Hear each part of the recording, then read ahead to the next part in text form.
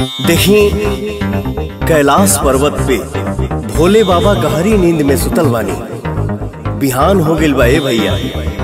माता पार्वती जी कैसे भोले बाबा की जगावत आनी। भाव बा कुहू कुहू बोले ले कोयलिया सगरो सोर होता। उगले सूरज देव लाली लेके जग में नजर होता। दर्शन करे खाती भक्तन के झूठ नवा भइले ना।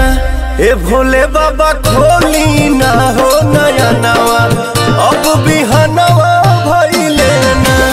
ए भोले बाबा खोली ना हो नया नवा अब बिहनवा भइले ना। बिहनवा भइले ना, बिहनवा भइले ना।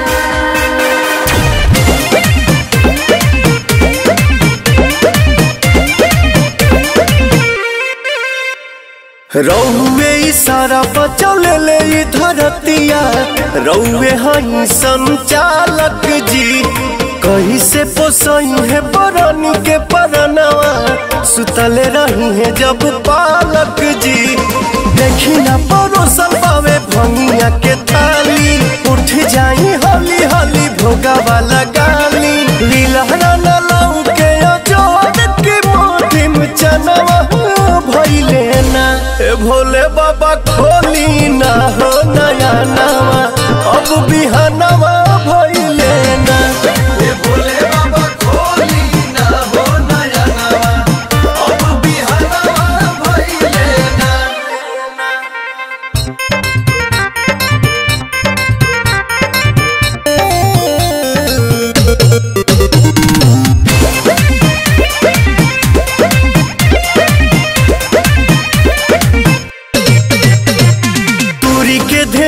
हाली कोलिया स्नान राउर जाटा हम ठीक से सजा दी।